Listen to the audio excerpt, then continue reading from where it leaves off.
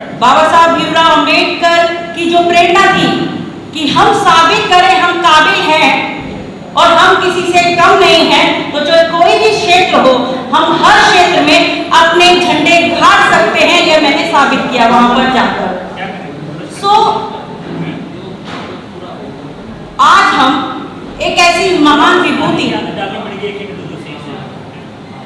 को याद कर रहे हैं जिन्होंने एक बहुत बड़े समाज के हक के लिए एक ऐसी व्यवस्था को प्रदान करने की कोशिश की जिससे हम थोड़ा बहुत सहूलियत मिल पाए। मैं इसलिए कह रही हूँ कि थोड़ी बहुत सहूलियत मिल पाई क्योंकि वास्तव में हमें हमारे हक अभी तक नहीं मिले हैं। मैंने 15 तारीख के अपने वक्तव्य में भी, जब भाई साहब भी वहां पर थे, वही बात कही थी। मैं कुछ मूलभूत बातों पे बात करना चाहूंगी कि अभी गौतम भाई साहब भी यहाँ पर आकर बोले, उनसे पहले चेयरमैन साहब थे, उन्होंने भी बहुत सारी बातें की। एक राजनीतिक परिप्रेक्ष्य, जब हम एक राजनीतिक पद पर होते हैं तो हमारी कुछ बाध्यताएं हो जाती हैं, कुछ लिमिटेशंस हो जाती हैं, उसके अनुरूप हमारे वक्तव्य हो जाते हैं। हमें ये समझने की जरूरत है कि हम कहाँ हैं। अब हम यहाँ पर सिर्फ ओबीसी ओबीसी ओबीसी ओबीसी की बात कर रहे हैं। क्या इससे समाधान निकल पाएगा? क्या हम समाजवाद की बात करें तो क्या समाजवाद आ पाएगा? जिस समाजवाद की नींव राम मनोहर लोहिया जी ने रखी, क्या वो समाजवाद की कल्पना आज देख सकते हैं आप? ऐसे बहुत सारे ज्वलंत प्रश्न हैं जो आपको मुझसे या किसी और से पूछने की जरूरत नहीं है, वह प्रश्न आपको खुद से पूछने की जरूरत है। क्योंकि जब तक हम प्रश्न खुद से नहीं करेंगे, संभवतः हम उनके उत्तरों को ढूंढ नहीं पाएंगे। बुरा जो देखन में चला, बुरा न मिलो कोई, जो मन झाको वाक ना, मुंह से बुरा ना कोई। हमारी विडंबना, हमारी परेशानी, हमारी समस्या ये है कि हम उन अल्पसंख्यकों की तरफ देख रहे हैं कि ये कुछ मुट्ठी भर लोग हम पर शासन कर रहे हैं, हम पे अत्याचार कर रहे हैं, हम पर ऐसा कर रहे हैं, हम पे वैसा कर रहे हैं, हमारा हक हमें नहीं दे रहे हैं। वो कुछ मुट्ठी भर लोग हम सब पर कैसे हावी हो सकते हैं? क्या वो हमसे बुद्धि में, शक्ति में, बल में क्या ज्यादा है? वो बहुत डरपोक है, वो बहुत डरपोक है। लेकिन हमारी बीच के द्वेष का वो फायदा उठाते हैं। 200 साल तक अंग्रेजों ने यहाँ पर शासन इसलिए कर पाए क्योंकि उन्होंने फूट डालो राज करो की नीति को अपनाया, और उसी पद्धति पर जो हमारे ऊपर अत्याचार करने वाले हैं, चाहे वो कोई भी हो, उसी परिपाठी पर, उसी फार्मूले पर इस समय काम कर रहे हैं। और उससे पहले हजारों साल पहले भी यही विडंबनाएं हमारी रही हैं। हमने वर्तमान में बाबा साहब भीमराव अंबेडकर ने हमें संविधान हमारे हाथ में एक कवच के रूप में प्रदान किया। क्या हम उस कवच की सुरक्षा कर पाए? कवच को पहनना तो पड़ेगा। कवच को यदि अलमारी में आप रख देंगे तो क्या कवच आपकी सुरक्षा कर सकता है? यदि आपको पता ही ना हो कि आपके घर की अलमारी में वो कवच रखा हुआ है जो आपकी रक्षा कर सकता है, तो क्या आपको कोई सुरक्षित कर सकता है? नहीं कर सकता। तो क्या आप अपने अधिकारों से परिचित हैं? आप अपने मूलभूत भाव से परिचित हैं? आप अपनी शक्ति से परिचित हैं? संभवतः नहीं। हम भले ही इतने सारे आंदोलन करने की बात करते रहे, वास्तव में अभी तक कोई एक आंदोलन हुआ ही नहीं है। यदि हुआ होता तो आज हम इस स्थिति में कतई नहीं होते जिस स्थिति में हैं। हमारे पास हजारों लाखों करोड़ों किताबें हैं विचारों से भरी हुई, लेकिन किताबों का कोई मूल्य नहीं है क्योंकि एक सिद्धांत बनकर रह जाते हैं जब तक उन किताबों से निकली लकीरें और लाइनें हमारे जीवन में क्रियान्वित नहीं होती हैं। उन बातों को हम अपने जीवन में क्रियान्वित नहीं करते, उन सबल को अपना हथियार नहीं बनाते, तो संभवतः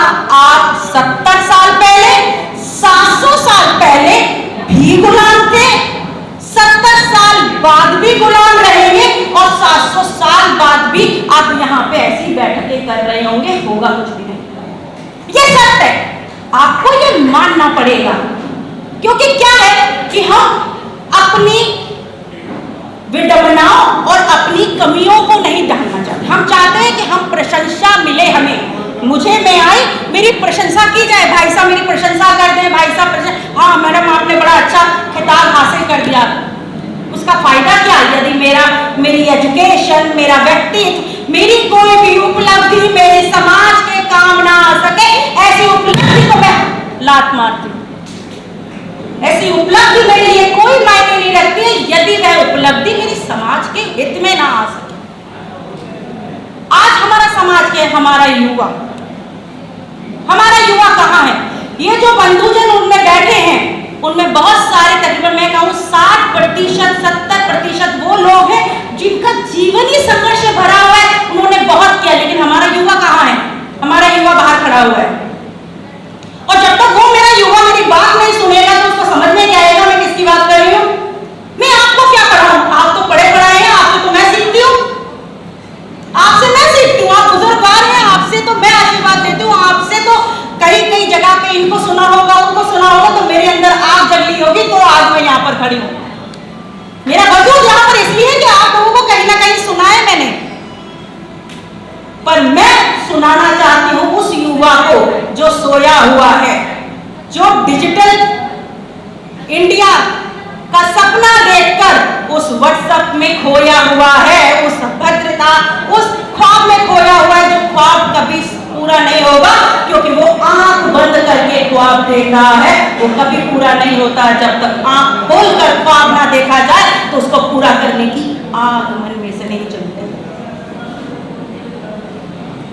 तो उस युवा को आगे आना पड़ेगा, आपके घर के उन बच्चों को आगे आना पड़ेगा। और मेरी जैसे जितने पुरुष हैं, मुझे लगता है उनके सब घर में उतनी ही महिलाएं होंगी, बहू बेटी और लोग सजग होंगे। वो क्यों नहीं है? जब तक आप अपने आंदोलन का हिस्सा महिलाओं को नहीं बनाएंगे, आप कभी जीत नहीं सकते। लिखवा लीजिए मेरे, जब तक आप अपने आंदोलन का हिस्सा अपने युवाओं को, अपने घर के पढ़े लिखे नौजवानों को नहीं बनाएंगे, तब तक कोई आंदोलन सफल नहीं हो सकता। लिखवा लीजिए मुझसे स्टैम्प पेपर पे, मैं लिख कर दे सकती हूँ। क्योंकि क्या होता है कि जो दवा होती है वो कड़वी होती है, मीठी तो गोली दी जाती है।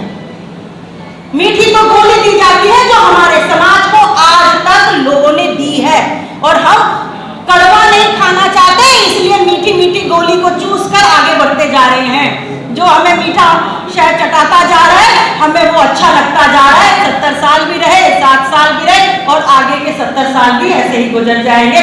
आप और मैं कल भी लड़ रहे थे, आज भी लड़ेंगे, और बढ़ते ही चले जाएंगे, और हम आपस में लड़ रहे हैं। तू बोल, हमें इससे हम बात करते हैं रोटी बेटी का रिश्ता करो, रोटी बेटी का रिश्ता करो, करता कोई नहीं है। हजारों उदाहरण मैं दे सकती हूँ जो मंचों से कहते हैं रोटी बेटी का रिश्ता करो, और वो खुद अपनी जात की बहन, जात की बेटी ढूंढते हैं, जात का बेटा ढूंढते हैं, और देखते हैं कि कितना पावरफुल है और कितना दहेज दे सकता है, कितना दहेज नहीं। ये सत्य है। अपने आप में, अपने परिवार में, अपने समाज में ऑब्जर्व कीजिएगा। जो बड़े बड़े पदों पर बैठे हुए लोग हैं, आपसे मिलते तक नहीं है, ये सत्य बता रही हूं। वो देखते हैं कि आपकी कास्ट, हम कास्टलेस सोसाइटी की बात करें। बाबा साहब ने कहा जब समाज तब बदलेगा when the casteless society will come out, when your thought process will come out, and you don't want to work on the caste, you want to work without the caste, because caste is barrier of the development. सबसे बड़ा hurdle है cast. लेकिन cast क्या है? हम बटे हुए हैं। आप ओबीसी हो, आप यादव हो, मैं माथुर हो, फलाना है और टिकाना है, वो चीज में है। मैं चंद्रकांता हूं और आप एक बंधु हैं, और मेरी कोई कास्ट नहीं है। मैं सिर्फ एक SC ST OBC के समाज का, एक ऐसे बहुजन समाज का हिस्सा हूं जो सदियों से प्रताड़ित रहा है। मेरे बाप ने मजदूरी करी है, आज बेटी एक प्रोफेसर बन गई है, और इसी आदम पे मैं अपने बेटे को थोड़ा सा पढ़ा लूंगी तो वो भी एक नौकरी कर लेगा। इससे समाज नहीं बदलेगा। समाज तब बदलेगा जब मैं पढ़ गई और मैं अपने घर से निकलकर अपने इस बच्चे को, इस बच्ची को जाकर कुछ थोड़ा सा सहयोग करूंगी। बहुत सारे बच्चे एजुकेशन नहीं ले पाता। मैं एजुकेशन फील्ड में हूँ, मैं ग्राउंड जीरो पर काम करती हूँ। भाषण से कुछ, मैं पॉलिटिशियन नहीं हूँ, मैं साधारण सी टीचर हूँ। मैं प्रोफेसर भी नहीं कहती अपने आप को, कतई मैं प्रोफेसर नहीं हूँ। मैं एक मात्र टीचर हूँ और शिक्षा देने और अपनी शिक्षा का सही इस्तेमाल करने का प्रयास करती हूँ, क्योंकि प्रयास सफल होते हैं, जो गारंटी देते हैं वो कुछ काम नहीं करते हैं। हमें अपनी एक नवीनतम संस्कृति को निर्मित करने की आवश्यकता है। अपने युवाओं में एक नई संचार और ऊर्जा को डालने की जरूरत है। हमारा युवा भटक गया है। मान लीजिए आज जो आप पर शासन कर रहा है वो आपकी वजह से है, क्योंकि लोकतंत्र एक वोट से सरकार बनती है और सरकार गिरती है। आप में वो ताकत है, लेकिन कहां है? आप तो वो एपिक मतलब वो जो कहानी है जिसमें हनुमान है, तो वो उस हनुमान की तरह है कि हनुमान के पास ताकत तो थी कि वो कहा जाता था कि उन्होंने तो चंद्रमा को मुंह में दे लिया और ये कर लिया। उसके बाद पूछा गया कि भाई तुम में ताकत है, अरे मैं तो खाली सा बंदर हूँ। तो जामवंत जी ने कहा कि हाँ जी, अरे भाई तुम तो उड़ सकते हो, तुम तो 7 समुंदर पार कर सकते हो। तो अच्छा ऐसा हो सकता है? तो वो उड़ गए, श्रीलंका पहुंच गए, वहां से सारी चीजें लेकर आ गए और वापस जाके उनको पता चल गया हम हनुमानी हैं, हम खोज रहे हैं। मेरे जैसे मूर्ख लोग जामवंत बनने की कोशिश कर रहे हैं, लेकिन हमारी कोई सुन नहीं रहा, हमारी कोई सुनने को राजी नहीं है। मेरा पेट हाउस और मैं ना दूं काउच, ये हो रहा है। हमें अपने अंदर, अपने लोगों के अंदर एकजुटता लाने की जरूरत है। शिक्षा प्रथम हथियार होना चाहिए आपका। बाबा साहब भीमराव अंबेडकर हमारे लिए वो महामानव हैं, मंडल साहब हमारे लिए वो महामानव है। इन लोगों को जीवन को समझने की आवश्यकता है। एक ने पाकिस्तान का संविधान लिखा, एक ने हिंदुस्तान का संविधान लिखा, और दोनों जगह हमारी दुर्गति है। दोनों ही जगह हमारी दुर्गति है। संविधान हम लिखते हैं, फायदा वो उठाते हैं, और हम क्या करते हैं? घंटी बजाते हैं, हम ढोलक बजाते हैं, और हम कावड़ लेने जाते हैं। क्यों जी, नहीं जाते? और आप जैसे लोग कितने उनको रोकते हैं, और वो वहां पे अपनी जगह पे बैठ के तंबू लगा के पुण्य कमाते हैं। टेंट वाले भैया ने एक तंबू लगा दिया, हलवाई वाले भैया ने तंबू लगा दिया, और हम वहां बैठ के भंबोले करते हैं, खाते हैं, पीते हैं, फिर निकल लेते हैं। क्यों नहीं? I am sorry, I am just telling the fact. Why we are not working on that? अभी हमारे कुछ बंधु युवा लोग यहाँ से इतनी दूर से जयपुर से चलकर दिल्ली आते एक मकसद के लिए उन्होंने अपना प्रयास किया।